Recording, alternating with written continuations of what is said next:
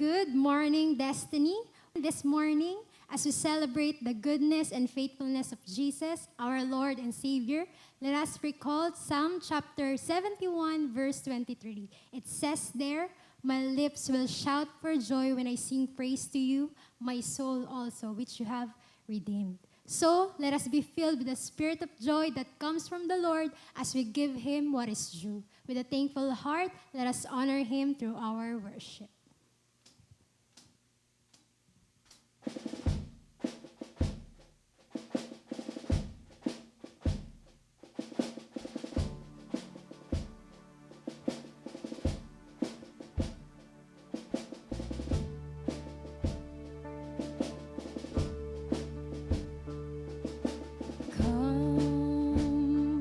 They told me, para pa pam pam.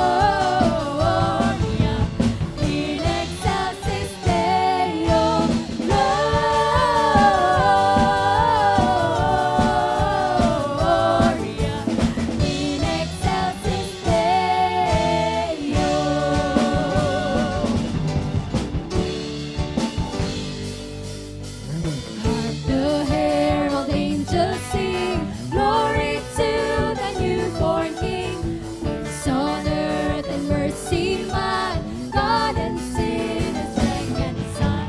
Joyful all ye nations rise, join the triumph of the sky. With angelic hosts proclaim, Christ is born in Bethlehem. Gloria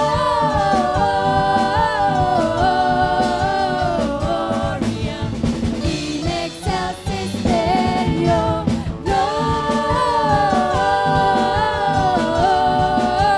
Gloria in excelsis Deo.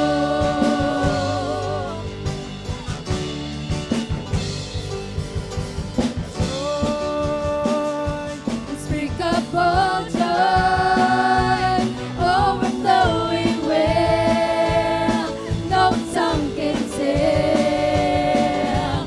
Joy, unspeakable joy, rises in my soul, never lets me go. Joy, unspeakable joy, overflowing will, no tongue can tell. Joy, unspeakable joy, rises in my soul, never lets me go. Yes, God, we thank you for this time, Lord. We magnify you, we adore you, God, in our midst. We love you, God. In Jesus' name we pray. Amen.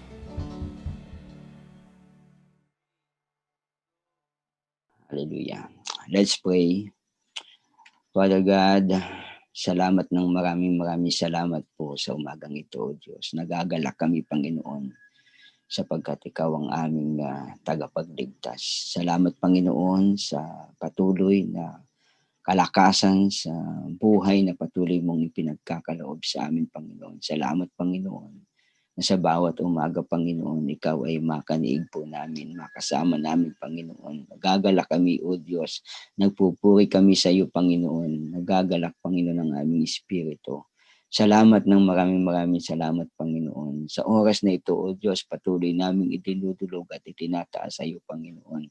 Ang mga oras na ito, Panginoon. Dakilang Diyos, patnubayan mo kami. Samahan mo po kami, Panginoon, ng iyong banal na espiritu, O Diyos. Ang patuloy na kapayapaan at kagalakan, Panginoon, ay paghariin mo sa puso namin, O Diyos. At hayaan mo, Panginoon, ang presensya mo, Panginoon, ang lubusan naming maranasan. Dakilang Diyos, salamat po ng maraming salamat. Tinataas ka namin, sinasamba ka namin, pinupuri ka namin, O Diyos, sa umagang ito, sa pangalan po lamang ng iyong anak na si Hesus Kristo, na aming pong Panginoon at tagapagligtas. Amen. Amen. Praise God. Good morning. Good morning po sa lahat ng ngayon ay nakikinig at nanonood po sa Facebook and YouTube po. Good morning po sa inyong lahat.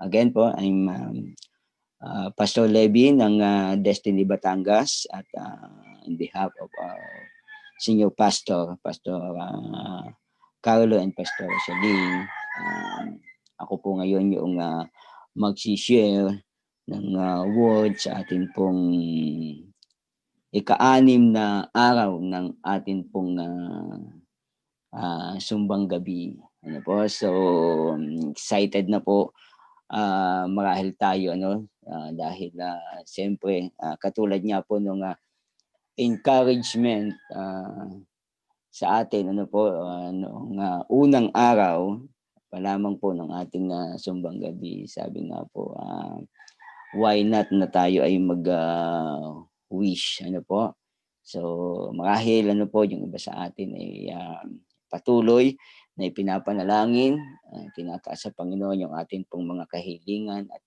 wag po tayo titigil, patuloy natin panghawakan ang mga kahilingan natin, ang ating mga panalangin, ang ating mga kahilingan sa Panginoon.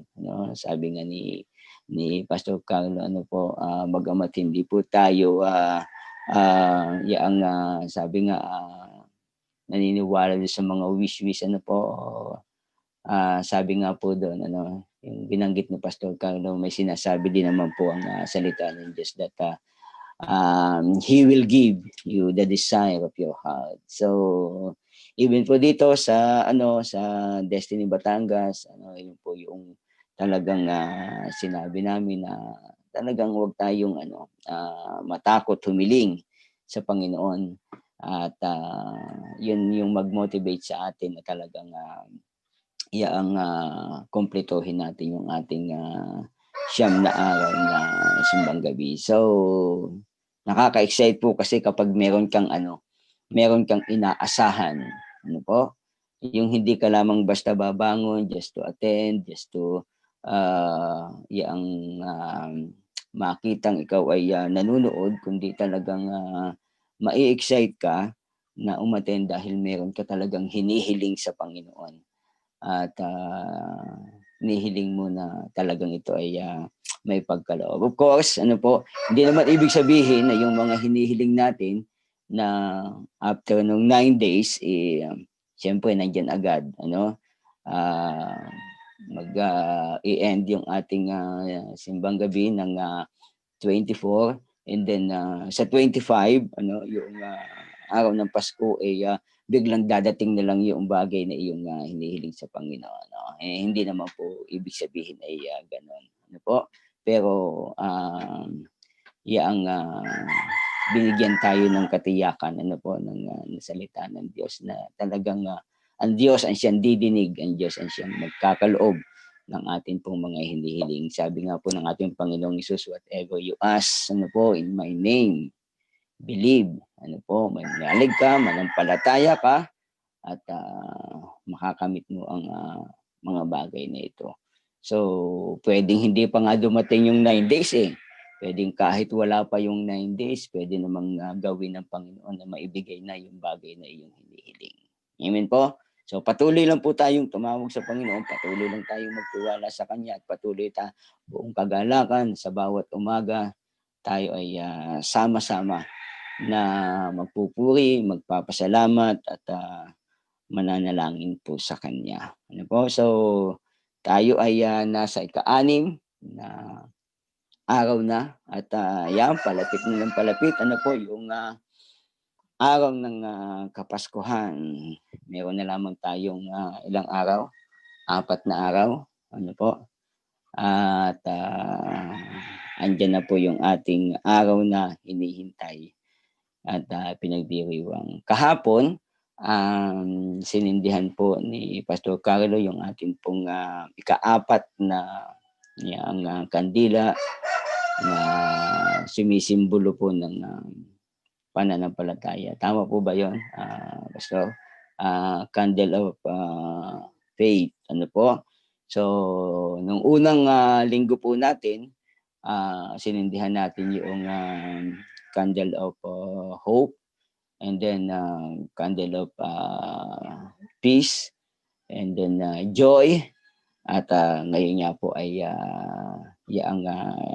yung candle of faith. So muli po, tayo po ay dadako doon sa pagsisindi ng ating pong mga kandila, and inviting po yung ating pong mga kasama sa Zoom na please samahan niyo po ako sa pagsisindi po natin ng ating pong mga kandila. Pwede niyo pong i-open yung inyong video para po makita tayo. So, okay. So,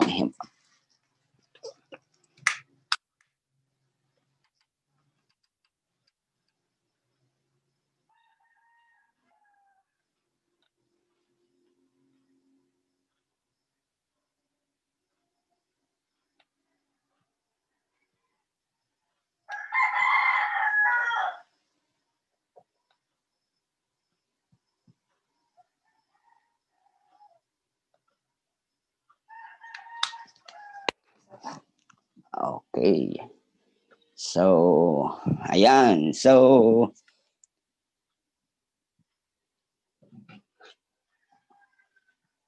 okay. So, tulad nga po ng nabanggit ko kanina, marahil po talagang excited na tayo, ano po, sapagkat ilang araw na lamang, ilang tulog na lang, sabi nga, ano, ilang tulog na lang ay yaang darating na yung atin pong pinakahihintay nating araw, yung pong araw ng Kapaskuhan. Ano po?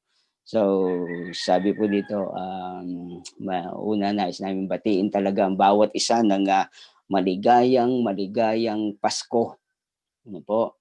At yaang tingnan muna natin ano, yung ating kung meron kayong kasama doon sa inyong panonood ngayon, may katabi kayo, tingnan niya natin sila kung talaga bang maligaya, ano, kung talaga bang masaya, ano. Siguro ano po, kung isa 'yan doon sa mga kasama natin na nanalo kahapon sa ating mga parapol sa Thanksgiving, baka ngayon, talagang yaang masayang-masaya pa 'yan, ano po. Lalong-lalo na yung nanalo ng grand prize natin, ano, from Baguio yata 'yun, ano po. So, masaya nga ba talaga, ano? Ah, Yaang paano na kaya yung mga hindi nanalo? Ayan, masaya pa rin ba ang ating ang ating pong Pasko ano, mga hindi pinalad katulad ko, ayan ano po. So, at least yung anak ko napasama kahapon, ano po. So, alam niyo po, yaang marami ano po, minsan may mga tao na nagsasabi talaga ano, paano pa ba, magiging masaya? Ano po, paano pa ba, kami magse-celebrate ng pakanang ito, ng Paskong ito, ano po? Walang walang trabaho, ano po, siyempre yang pandemic nariyan pa, ano po. Yung iba ngayon ano po, hindi pa rin nakakabangon sa pinsala ano po noong, bagyong, Ulysses ano, lalong-lalo na po sa, area ng, Cagayan, Bicol ano po, so marami pa rin. So, paano po ba paano nga po ba, masasabi natin na, ah, mararamdaman pa yung kasiyahan, ano? So, pero alam niyo po ano, isang bagay yung napansin ko sa tuwing, Pasko, ano po, kahit ano pa man po ang, pinagdaraanan ng tao, maligaya, masaya pa rin nating ipinagdiriwang ang Pasko.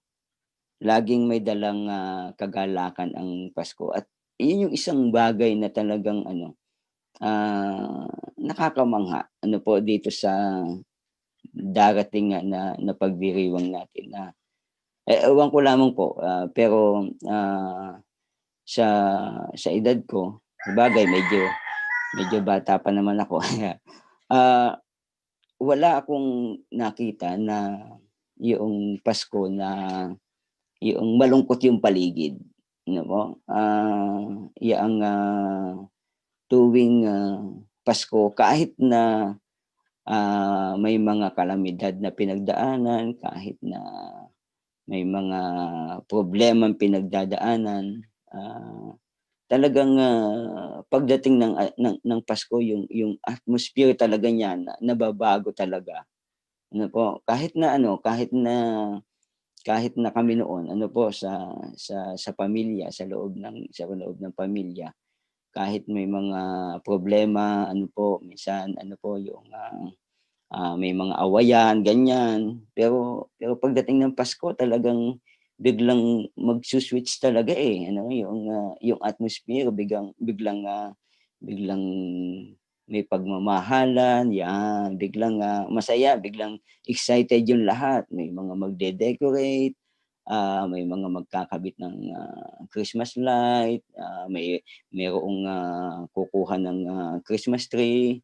So, sa amin inabot ko pa yung, pupunta kami doon sa tabing dagat at, hahanap kami ng puno na puwede naming, gawing Christmas tree. At yun nga, katulad niya noong na pag-usapan noong nakaraang ano natin, gagawa ng yung gagawa ka ng snow. Yan, isa rin kami diyan, na excited na gumagawa noong snow sa pamamagitan ng sabon. So nandun yung spirit at yun nga, kahit ang daming pinagdaanan, kahit may mga hindi pagkakaunawaan, kapag dumating na itong araw na ito, kapag dumating na itong okasyong ito, talagang napapawi yung lahat ng iyon. Mayroon talagang kakaiba sa pagdiriwang nito. Meron talagang kakaiba sa Paskong ito dahil kahit na yung paligid natin, talagang mararamdaman mo na Pasko na o malapit na ang Pasko.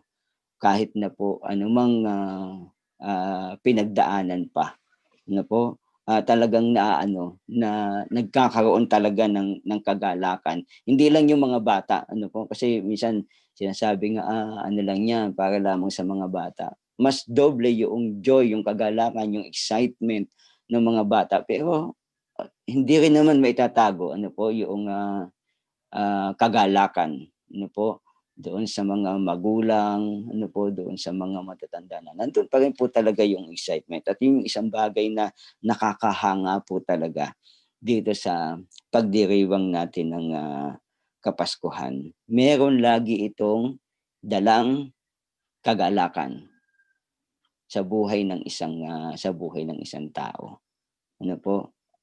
May joy lagi ito na idinudulot sa buhay ng isang tao. May excitement lagi ito na ibinibigay sa buhay ng isang tao. So, bakit may dalang kagalakan ang Pasko?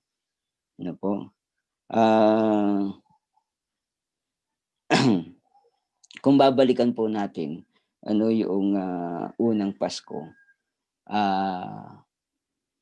yung atmosphere na dinala ng mga anghel sa puso noong mga pastol ay kakitaan na po natin ng ganitong atmosphere na atin pong nararamdaman ngayon. So simula't simula pa lamang, unang Pasko pa lamang, na naranasan ng sangkatauhan, lalo-lalo na yung mga pastol na unang binalitaan ng mga anghel sa pagsilang ng ating Panginoon ay nakaramdam na agad sila ng kagalakan. Sa Luke chapter 2, ito po yung binabanggit na account, na kwento. Sabi dito, Luke chapter 2, verse, hindi ko na makita yung verse, medyo maliit. Huwag kayong matakot. Ako'y may dalang mabuting balita para sa inyo na magdudulot ng malaking kagalakan sa lahat ng tao. Praise God. Ang napakagandang announcement ng angels sa mga pastol. Noong mga panahong iyon ay nagpapastol ng kanilang kawan, ng kanilang mga tupa. Sabi sa kanilang anghel, huwag kayong matakot. Siyempre, nakakabigla nga naman yun, na walang kaabog-abog doon sa kanilang harapan ay mayroong lalabas na isang anghel na magsasalita sa kanila, sasabihin na ganoon. At sabi doon, napakaganda noong ibinalitang ito sapagkat ang sabi, mayroon akong mabuting balita para sa inyo na magdudulot ng kagalakan sa lahat ng tao. So unang bagay po na napansin ko, sabi nga po dito, bakit may dalang kagalakan yung Pasko? Una, dahil ang Pasko po ay may dalang mabuting balita. May magandang balita na daladala yung pagdiriwang natin ng Kapaskuhan. Sinabi ng anghel, huwag kayong matakot, ako'y may dalang mabuting balita para sa inyo na magdudulot ng malaking kagalakan. Simple lamang, pag may magandang balita, di ba? Masaya. Di ba? Pag may mabuting balita, masaya. Sa nagbabalita man, pareho yun. Both side yun. Yung nagbabalita at yung binalitaan ay parehas na nakakaramdam o nakadarama ng kagalakan. Isipin nyo na lang, nakakita na ba kayo nagbalita ng maganda yung daladala ng balita, pero alam mo, mayroon akong magandang balita sa iyo. Yung parang lungkot na lungkot, di ba? So, wala namang gano'n, ano? Wala pa ako nakikita ng gano'n. Na kapag maganda yung balita, talagang andun yung nandun yung energy, andun yung excitement, andun talaga yung galak. Naku, sayang-saya. Marahil yun yung ipinakita ng anghel habang ibinabalita po niya ang magandang balitang ito. At yun, dumaloy iyon. Ano po? Doon sa mga pastol, yung kagalakang iyon. No? Kasi noong talagang papunta sila sa Bethlehem, talagang sabi doon sila ay masayang masaya, galak na galak sila. No po, habang binubulay nila ang balita na kanilang narinig. So, meron pong magandang balita na daladala ang Kapaskuhang ito. Ano po? Hindi lamang doon sa nagbalita kundi maging sa atin na tumanggap ng magandang balitang ito. Kaya may kagalakan.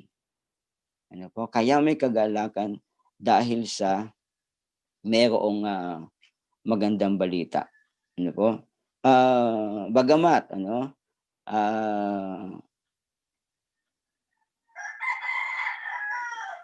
may isang uri ng tao na nakarinig ng magandang balita pero nalungkot. Ayan. Pwede rin ba 'yun?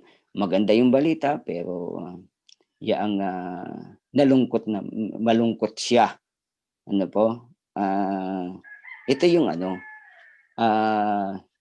nakarinig nga ng balita, masaya yung balita, maganda yung balita, pero hindi naman niya natanggap yung ibinalita sa kanya. Yan, ano po? Parang ganito lang, sa ating panahon ngayon ng pandemic, isang magandang balita, para doon sa mga kababayan natin na talagang nahirapan dahil sa epekto po ng pandemic, ay yung pong SAP na tinatawag, ayuda mula sa atin pong pamahalaan do sa mga nawalan ng trabaho. So, yung SAP, magandang balita. Wow, talaga. Yes, yan. May ayuda tayo. Yan. Mula sa government. Pero hindi po lahat sumaya doon sa magandang balitang iyon. Lalo na po yung mga hindi tumanggap.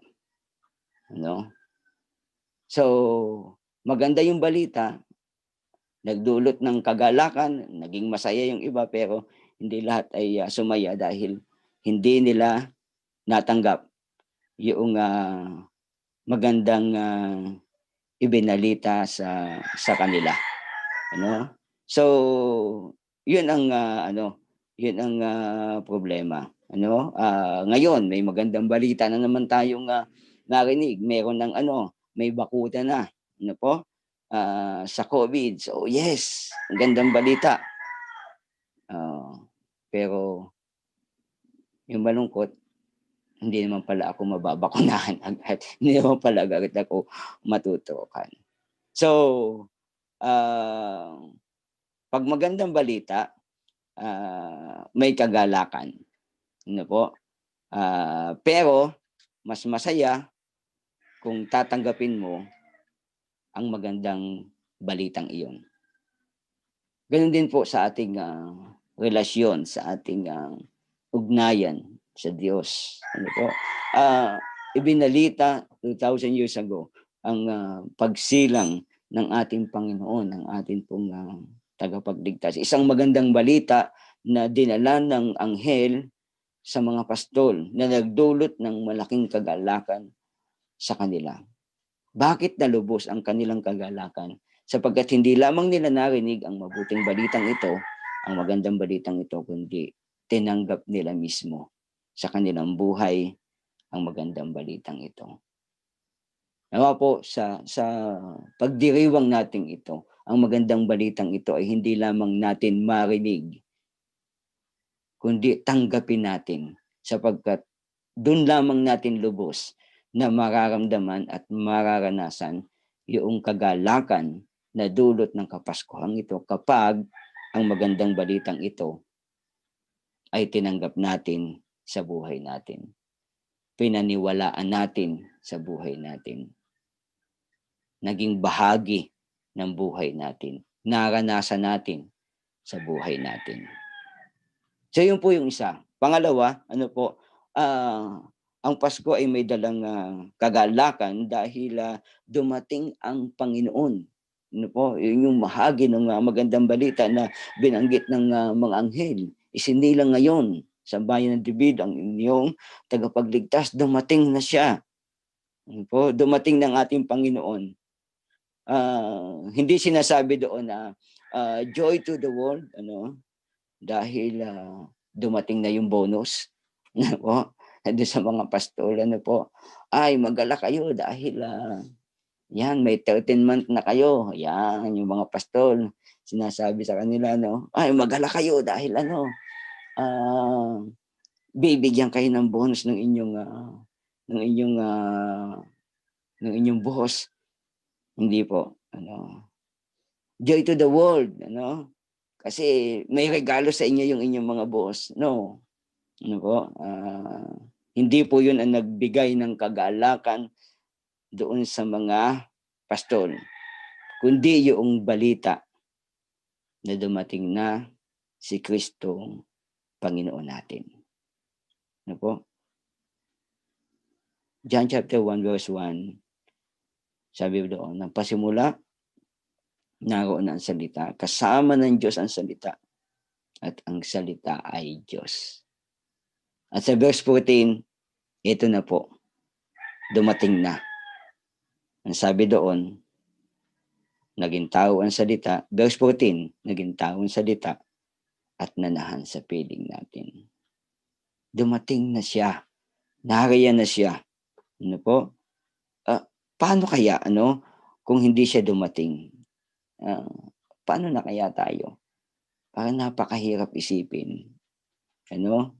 Ako po, personally, parang ngayon ko nakikita, ngayon ko na naiisip na ano na kaya talaga ang nangyari sa buhay ko. Kung hindi dumating ang Panginoong Hesus sa akin. Kung hindi ko nakilala ang Panginoon, ano na kaya ang buhay ko? Nasaan na kaya ako? Isa sa mga awit na nagustuhan ko po noong ako'y bago pa lamang nakilala sa Panginoon. Hanggang ngayon po ay patuloy na nagbibigay sa akin ng paalaala ay yung isang awit, hindi ko lamang matandaan na kung sinong umawit, Butcherbet ba yun? Yung awit na nasaan kaya ako, Jesus, kung wala ka. Nasaan kaya ako, Jesus, kung wala ka, di ko na malaman kung saan ako pupunta. Kasi po, bago ko nakilala ang Panginoon, ganun ang takbo ng aking buhay. Hindi ko alam kung saan ang ilustrasyon ko nga sa akin sarili. Minsan isa sa mga subject namin sa Bible school, parang iisip ka ng isang bagay o ano pa man na pwede mong maglarawan ng iyong sarili. Nung ikaw ay nung hindi mo pa nakikilala ang Panginoon. At isa po sa larawang iyon ay yung dahon. Yung ganun po dati, kahit saan ka tangayin, kahit saan ka Kung saan humihip ang hangin, doon ka madadala. Walang direksyon. Ano po? Kaya nga sabi ko po, paano na lang kaya kung hindi dumating ang Panginoong Hesus? Paano na lang kaya kung hindi ko siya nakilala? Kaya isa po sa pinakamasayang sandali sa buhay ko ay nang dumating ang Panginoon at nakilala ko siya bilang Panginoon at tagapagligtas ng buhay ko. Kung hindi siya dumating, paano natin siya makikilala? Kung hindi siya dumating, paano magbabago yung buhay natin? Actually po, napakadaming tanong kung hindi siya dumating. Madaming magiging tanong sa buhay natin kung hindi dumating ang ating pong Panginoon. Pero lahat ng mga tanong na yan ay nasagot dahil dumating nga siya. At yun po ang isang magandang balita. Yun po yung isang bagay na nagbibigay at nagdudulot ng kagalakan sa atin. Dahil anumang mga tanong o mga katanungan sa buhay natin, meron na po itong kasagutan dahil dumating na ang atin pong Panginoong Hesus. Pangatlong bagay po, bakit may dalang kagalakan ng Pasko? Dahil po sa pagdating ng atin pong tagapagligtas. Naalala ko po yung kwento ng mga superheroes. Halos pare-parehas lang naman yun. Iba-iba lang yung mga karakter. Iba-iba lang mga superhero sila. Pero kung papansinin natin, isa lang lagi yung tinatakbo ng kanilang kwento. Yung tipong walang makatalo doon sa kalaban. Lahat ay ginawa na ng tao. Pero parang kulang ang lakas niya para talunin yung kalaban. Yun yung kalimitang kwento ng mga superheroes. Lalabanan siya ng mga tao, yung kalaban, pagkatapos dahil sobrang makapangyarihan, yung kalaban, parang easy lang sa kanya yung mga tao, So dadating doon sa point na talagang wala na. Wala nang pag-asa yung tao. Hindi na niya alam kung ano yung kanyang gagawin, kung paano niya matatalo yung kanyang kalaban. Pagkatapos, eto na, diyan, biglang dadating ngayon yung superhero sa'yo. Yun lagi yung eksena niya eh. Doon lagi yung eksena niya eh. Yung kapag wala nang magagawa yung tao, talon-talo na yung tao, bigla siyang darating. So kaya nga siguro siya tinawag na superhero talaga. Kinakailangan muna dumating yung tao doon sa point na wala siyang magagawa. At wala na siyang pag-asa. Tapos biglang darating siya, so palakpakan naman ngayon yung mga tao. Yay! Bakit? Sapagkat tuwan-tuwa sila, dahil alam nila may tatalo na sa kanilang kalaban. Sabi nga, nabubuhay yung kanilang pag-asa dahil dumating yung kanilang yung kanilang tagapagligtas. Naalala ko yung awit ni Maria. Yung awit ni Mary sa Luke chapter 1 verse 46. Sabi niya doon, ang puso ko'y nagpupuri sa Panginoon. Nagagalak ang aking espiritu sa Diyos na aking tagapagligtas. Chapter 2 verse 11. Sapagkat isinilang ngayon sa bayan ni David ang inyong tagapagligtas. Maging si Mary, sabi niya doon, nagagalak siya Ano po, nagagalak siya sa kabila noong nangyari sa kanya, ano po, sa kabila noong tila kawalang katiyakan na naghihintay sa kanya, ano po. Sabi nga ni Pastor Carlo kahapon, ano po, dun sa message, di ba? Hindi ganun kadali ang pinagdaanan yan ni Mary. Hindi ganun kadali yung naging sitwasyon niya na bigla-bigla na lamang siyang mabubuntis. Ano po? Doon pa sa oras, doon pa sa panahon na siya ay malapit ng ikasal. Ano po? Hindi ganoong kadali para sa isang babae ang ganoong kalagayan na alam niya mismo sa sarili niya na pinangalagaan niya ang kanyang sarili dahil gusto niya itong iharap sa kanyang mapapangasawa ng dalisay ng malinis. Pagkatapos ito, biglang dumating ang ganitong pagkakataon. Hindi po madali iyon. Talagang malungkot na sandali iyon, para sa isang babae. Subalit kabaligtaran ang idinulot noon kay Maria. Sabi niya doon, nagagalak siya. Bakit? Sapagkat dumating ang tagapagligtas. Nagagalak ako, nagagalak ang aking espiritu sa Diyos na aking tagapagligtas. Sa pagdiriwang po natin ng Kapaskuhang ito. Marahil iba't iba yung mga bagay na atin pong pinagdaanan. Pero katulad po ng simula pa'y naging yung atmosphere, yung nararamdaman, nararanasan, sa pagdiriwang ng Kapaskuhan.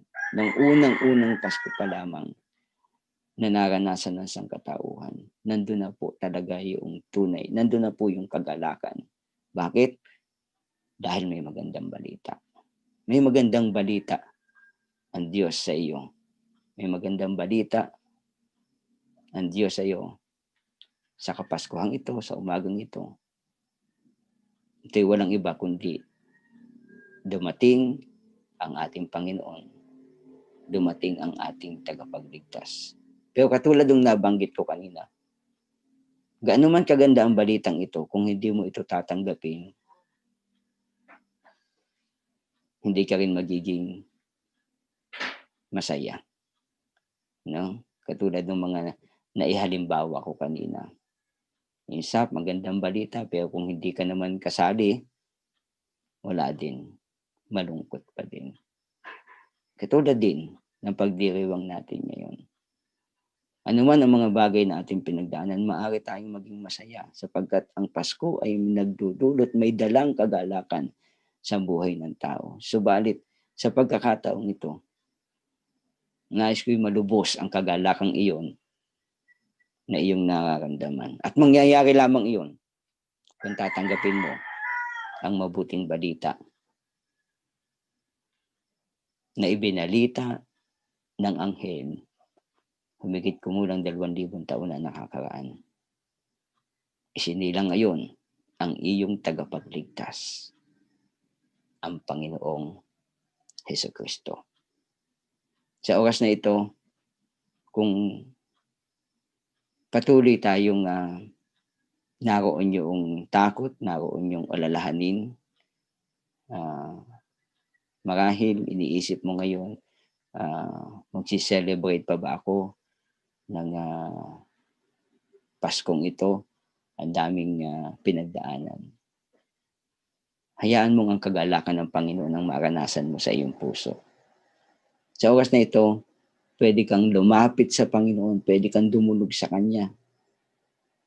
Pwede mong sabihin sa Kanya, Panginoon, gusto kong tanggapin yung kagalakan na naranasan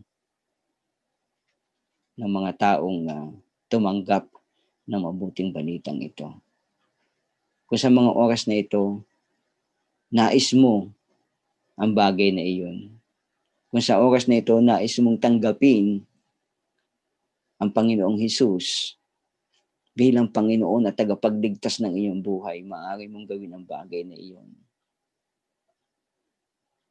upang maranasan mo ang kagalakang dulot ng magandang balita na ibinalita noon ng anghel sa mga pastor. Inaanyahan kita sa isang maiksing panalangin kung nais mo natanggapin si Jesus sa iyong buhay. Magtiwala ka sa Kanya. Siya yung magandang balita na nagdudulot ng kagalakan sa lahat ng tao. Si Jesus yung magandang balita. Si Jesus yung mabuting balita na magdudulot ng kagalakan sa sino mang tatanggap at mananampalataya sa Kanya.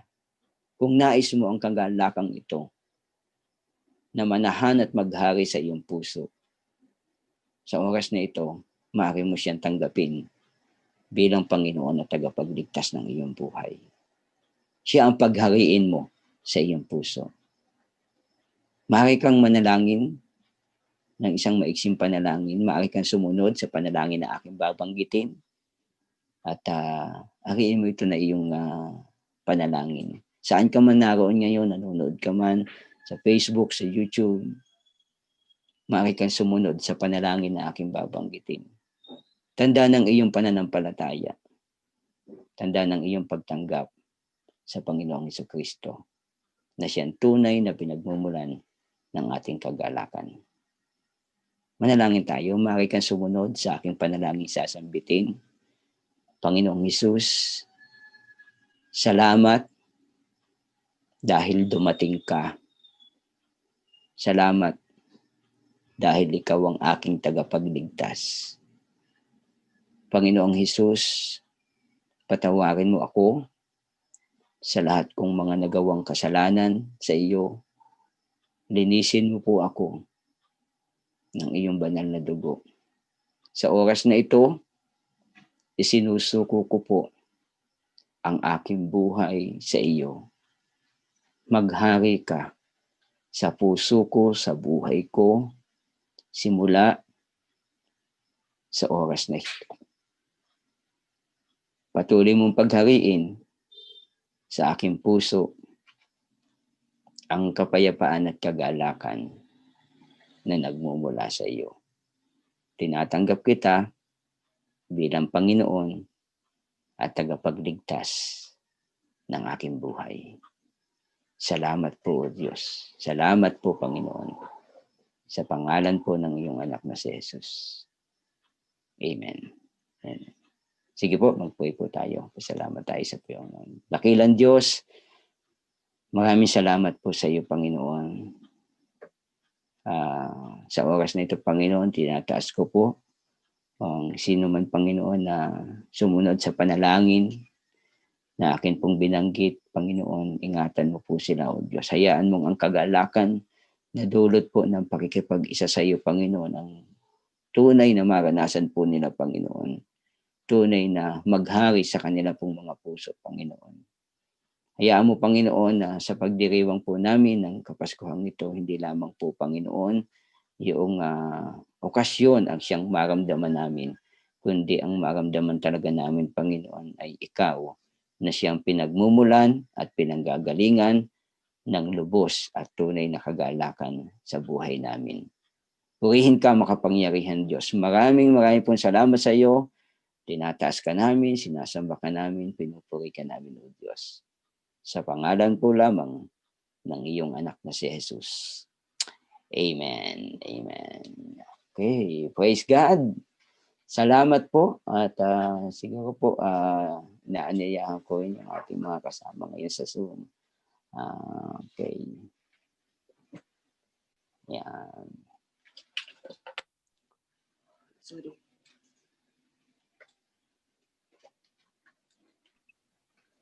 Thank you, Pastor Levi, for sharing that word to us this morning about joy. Indeed, yun nga, yung what's this, yung good news. Sabi nga natin, this world, we already know that there's a lot of bad news. Araw-araw, gabi-gabi, pag manonood ka ng balita, makikinig ka ng balita, like parang yung In fact, hindi ko nga alam kung ang tao ba nasanay na o parang mas inaabangan pa minsan yung bad news eh. Bakit ba yung bad news? Yun ang nagiging news, no? Ang nare-report, aksidente, korupsyon, may pinatay, no? And parang tila bagay yung pa yung inaabangan natin, ano? But yun nga, praise God because despite the fact that there's a lot of bad news going on around the world, we know that there is good news, and that good news comes from the fact of Jesus has come to save us from our sins. No? Yung sabi nga, yung isang term nga sa ginawa ni Jesus is he is Redeemer. Okay? Redeemer, ibig sabihin sa Tagalog, yung dakilang manunubos. And ako, pinag-isipan ko dati yung bakit Redeemer. Kasi nga, ano ba ibig sabihin ng redeem or tubos, no? Ikaw tutubos kung for example ikaw may sinanla, di ba? Okay? And yung pagsasanla, na-realize ko, bakit pansin nyo, ang dami actually malaking negosyo ang sanlaan. Malaking negosyo ang pawn shop. Kahit saang lugar, napakadaming sanlaan, both legal, saka nandun din yung illegal. Yung tinatawag nating mga nagpapa 5-6, no? And makikita mo bakit maraming nagpapa 5-6 at marami din naman kumakagat sa 5-6, knowing na talagang yun nga, ang laki ng tubo doon, talagang kikita masyado yung what's this, tumatanggap lang ng sanla, no? So, dami ng pawn shop, dahil pa minsan nagpapa 5-6, no? Kasi na-realize ko, the only reason kaya ka magsasanla, ito yung tao na dumating sa punto ng kagipitan. Hindi lang siya walang-wala. Hindi lang siya wala. Wala, okay, wala ako. Pero yung parang higit pa sa wala na sobra kang gipit na kailangan mong yun nga parang i-trade yung isang gamit mo, isang ari-arian mo na mahal sa'yo, na maaring pinaghirapan mo, maaring pamana pa sa'yo, no? Maaring, yun nga, natitira na lang kasi nga kailangan mo ng tawag natin liquid na cash, pambili ng ganito, o nagkaroon na emergency, no? So kailangan mong yung natitira, yun na nga lang natitira sa'yo. For example, lupa, di ba? Lupa. No? Kailangan mong isanla. Dati sa Bagyong Sindiban, yun nga sabi ko hindi ka lang wala. Ito yung tipong sobrang gipit ka na walang-wala ka na mismo meron ka no, natitira na nga lang sa'yo, kailangan mo pang isanla. Now, kaya kumikita ang sanlaan kasi nga, yung logic behind, naisip ko, no, yung tao wala na nga So, ngayon, pinalitan yung kanyang property, kanyang ari-arian, maaring jewelry, cellphone, relo, lupa, no? Kung ano pa man yan, no? Kanyang minortgage niya, no? Pagkatapos, pinalitan yun ng mas mababang halaga dun sa actual price, no? Parang, sige, akin muna to, itong pera. Now, bakit kumikita sanlaan? Kasi in the first place, kaya nga nagsanla yung tao, gipit, wala nga Ang tanong, saan siya kukuha ng pera ng pantubos ng higit sa mas malaki doon sa ibinigay sa kanya? Kaya nga siya kung meron ba siya, magsasanla siya? Hindi, di ba? Kaya siya nagsanla kasi wala siya, gipit siya. Pagkatapos sa oras na kanyang tutubusin na ito, yun, may takdang oras, no? Tutubusin niya ito sa mas malaki. So, tiyak na hindi talaga siya parang mahihirapan siya matubos. No? Kung matubos man, pahirapan talaga. Baka nga, ang mangyayari ng iba, yung kanilang pangtutubos, iuutangin pa din. So, patong-patong yung interest. No? Pero talagang ang nangyayari, kadalasan, actually, ang sanlaan, hindi naman yung kumikita sa interest Kumikita yun sa mga na-foreclose, sa mga, no? Yung bangko, hindi yan kumikita sa interest. Napakaliit lang na interest, yung deposito mo. Hindi, kumikita yan saan? Doon sa, ang inaabangan nila is yung hindi ka makabayad, tapos sa kanila na. Yan. And can you imagine, yun yung parang nanakaw, nawalan kay. Now, ang galing lang kasi the term that was given to Christ is, He is our great Redeemer. In other words, mayroong magtutubos para sa'yo. And I think yun yung essence nung good news, nung joy. Ang sarap po na merong tumubos para sa'yo, ni wala kang ibinigay, walang isang singkang pero tinubos ng buong buo yung buhay mo. Higit sa lahat yun nga hindi mo naman talaga kayang tubusin Yun nga mas lalo ang addict, mababaw niyan sa addiction. Hindi yan basta-basta makakaahon. Yung lulong sa utang, pansin nyo, kaya nga tawag natin nalulunod sa utang. Yung sugarol, meron akong kilalang dati kapitbahay namin, talagang grabe, talagang yung bahay niya na isanla niya na dahil sa sugal, kasi nga hindi wala ka na ang nakakasugarol, wala nang pera yan, ipangungutang niya pa yung pangsusugal niya. Yung drugs, wala nang pera yan, ipagnanakaw niya yung kasi nga lugmok, ito yung sabi natin, nalulunod. At sino lang ang pwedeng tumubos sa kanila? Ang tanging Panginoong Hesus lamang. Praise God. At yun yung good news. Kaya tayo nagdiriwang, kaya tayo nagsasaya. Yun yung dalawang taong maghihiwalay na, yung mag-asawa.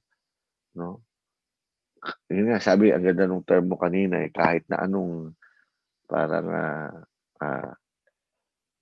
ginawa mong lahat. Ginawang lahat, pero kulang, hindi kaya. Okay, so, ayun. Pastor Junwel, baka meron kang gustong ibahagi ng konti, or i-share dun sa na ibahagi sa atin ni Pastor Levi. Pastor Levi. Hello, good morning po. Good morning, Pastor Levi. Thank you sa word. Na-remind. Wait lang, Pastor Junwel. Insta ko lang tong ating host, Baka naman gusto yung joy yung topic namin. Wala man lang tugtog na pampasaya dito. Baka naman, gusto niya kaming background na maganda-gandang kahit jingle bells lang dyan, ang Pasko ay sumapit. Sige. Habang wala pa yung mga manok ni Pastor Levi, kasi pag tumilawak na, yun talagang kanina, alam niya yung cue niya, nung tapos na yung worship, talagang inunahan niya si Pastor, Siya talaga yung unang nagparinig, Tumilawak po siya. Sige. Anyway, Pastor Junwel, tuloy po kayo. Opo. Try kaya natin, di ba may chicken dance? Try kaya natin yung chicken song para... Okay. Na-realize ko lang po that yung kanina habang sinishare ni Pastor Levi yung mga reasons bakit tayo kailangan may joy this Christmas. Na-realize ko lang na kung meron talagang dapat na nagpapakaligaya, nagsasaya at nagse-celebrate sa ganito pong panahon, lalong-lalo na po sa Christmas, is tayo yun tayong mga kumbaga tayong mga tinubos. Sabi nga po kanina ni Pastor, tayong mga binago ng ng Panginoon. Kasi kung wala ka talaga sa Lord, I think, at hindi mo talaga nauunawaan yung rason kung bakit natin ipinagdiriwang ito, I think there's really no reason for you to be joyful sa ganitong kapanahunan. Pero sa nakikita natin,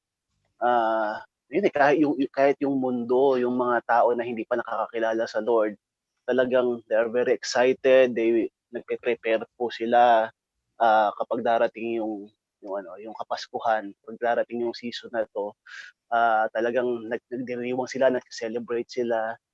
So kung nagagawa nila yon, so dapat siguro lalo na tayong tayong mga nakaranas talaga, tayong mga kumbaga na benepisyuhan ng kaganapang ito. Tayo po talaga yung dapat na numero unong kinakikitahan ng joy, kinakikitahan ng celebration sa tuwing sa ganitong panahon. So I just wanna encourage po yung mga Kasi alam ko meron pa tayong mga kapatiran talaga na hindi lang o yun nga, mga mismong mga mananampalataya na nakagaya natin. Pero hindi pa rin talaga nila gano'n ka ipinagdiriwang ang Paskong ang Pasko, at hindi pa rin gano'n kaganda o kasaya yung kanilang celebration. I think dapat po talaga all the more lalo na ngayong panahong ito na sinubok talaga ang mundo, sinubok talaga ang bawat isa, maging ang church. Talaga pong sinubok tayo ng mga kaganapan ngayong taon na 'to. Dapat talaga ipakita natin sa mundo na hindi kayang talunin ng kung ano paman. Hindi kayang talunin ng kalamidad, hindi kayang talunin ng karamdaman o ng kahirapan, ng kagalakan na nasa puso ng mga tunay na anak ng Diyos. Hindi sa kung anumang bagay, kundi dahil po dahil sa kaligtasan na ibinigay ng ating Panginoong Hesus, which is the real reason, yung ultimate reason po kung bakit natin to ipinagdiriwang. So salamat po, Pastor Levy, for reminding us that isa lang talaga yung rason kung bakit tayo dapat magpakaligaya, dapat tayo magdiwang. Yun po yung katubusan na ibinigay sa atin ng ating Panginoong Hesus. Let's be magpakaligaya tayo sa piling ng ating Panginoon. Thank you po. Praise God, praise God. Thank you, Pastor Junwell, for sharing that, no? And amen. Unless meron pang last comment, Pastor Levy, I guess we could close. Okay? Meron pa kayong gusto idagdag? Okay na, praise God, no? Sige. Tayo po'y magtapos sa isang panalangin. Lord, we just want to thank you, Lord God, for the joy that you have given us. Indeed, Lord God, we pray na itong joy na to na aming naranasan nung kayo'y aming tinanggap sa aming buhay, nung kami nagsuko ng aming buhay sa inyo. Talangin po namin na siya rin po itong masumpungan at maranasan, Lord God, ng mga tao, Lord, Lord, na hindi pa nagsusuko ng buhay sa inyo. Lord, I pray, let them experience the joy of receiving this good news. Lord God, that their lives can be redeemed, that Lord, that they can be free. Lord, that indeed, Lord, katulad nung nahulaan ni Isaiah, Lord God, na ang pakay niyo, Lord God, is to fix the broken-hearted, Lord, to make the blind see, Lord God, to declare the year of the Lord's favor, Lord, to bring freedom, Lord God, to the captives. Lord, we pray na indeed yung lahat ng yun, Lord God, those are the good news to people, Lord, sa broken-hearted, Lord, yung mahil yung kanilang brokenness, yung sa mga nabihag ng kasalanan, ng mga addictions, Lord God, ng kanilang nakaraan, Lord, yung malaman nila na pwede silang lumaya sa inyo, Panginoon. At Lord, yung malaman namin, Lord God, na merong year of favor, Lord God. Lord, we thank you, Lord, because we can have joy in you. We bless you, Lord. Patuloy po namin tinataas ang lahat ng nakikinig sa Simbang Gabi. And we are excited, Lord God, all the more as Christmas Day approaches. We thank you, Lord. In Jesus' name we pray. Amen. Amen. Praise God, no? Amen. Good morning po sa inyong lahat. Okay, see you tomorrow po. See you tomorrow. By the way, tomorrow po, no, maririnig naman natin kung di ako nagkakamali si Pastor, kasama natin ulit, no? Medyo matagal na panahon natin hindi nakasama. Tomorrow, Destiny Davao po ang ating magiging team. Yan, kasama natin si Pastor Roy. Marinig naman natin ulit si Pastor Roy and ang Destiny Davao for tomorrow, Simbang Gabi. Praise God. Amen. God bless po everyone. Morning. Hey, staff, gising na. Morning po. God bless. Sige, God bless po. Pastor Mike, God bless.